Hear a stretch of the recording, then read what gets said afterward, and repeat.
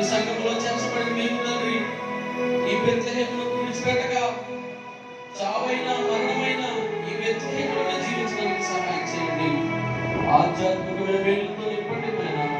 మీ పదములు స్తోత్రములు చెల్లిస్తున్నాం. సంఘమును దీవించండి, పట్టుదల దయచేయండి అయ్యా. నీ వాక్యం ధ్యానించే యోధులుగా, సేవకులకు లోబడే విధేయులుగా మీరు చేయమని ప్రార్థన చేస్తా ఉన్నాం అయ్యా. నీ పిల్లలకు కావాల్సిన ఈవులను మీరు దయచేయండి. వారు ఏ విషయంలో తలపెట్టి ఉన్నారో అయ్యా, ఓ యేసు లాంటి ఆశీర్వాదం మీరు కుమరించమని ప్రార్థన చేస్తా ఉన్నాం. ప్రాముఖ్యంగా మీరు హృదయంలో వాక్యాన్ని స్థిరపరచండి.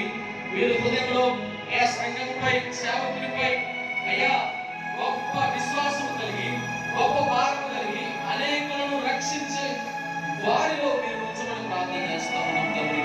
నిశ్చయముగా ఈ సంఘమును దీవించే వాళ్ళని నీవై ఉన్నావు. వేలుతో నింపండి, ఆకాశవాకులు నింపండి, కావలసిన ఈవులను తెచ్చండి. సంఘమును, సేవకుని కుటుంబాన్ని, అదేవిధంగా గ్రామస్తులను, విశ్వాసులను, చిన్నబిడ్డలను, వృద్ధులను ప్రతి ఒక్కరిని వేలుతో నింపండి తండ్రి. ఈ సమయంలో ప్రభా అనేకులు పనులు చేసుకుంటారు. వారందరి క్షేమం అనుగ్రహించే వాళ్ళని నీవై ఉన్నావు. కావలసిన క్షేమములను అనుగ్రహించండి, మహిమ పొందండి. మా కుటుంబాల ద్వారా, మా జీవితాల ద్వారా నీ నామమును మాత్రం మహిమ ప్రభావం కలుగునట్లు యేసుక్రీస్తు ప్రభువారి ఉన్నతమైన శ్రేష్టమైన నామములో ప్రార్థించి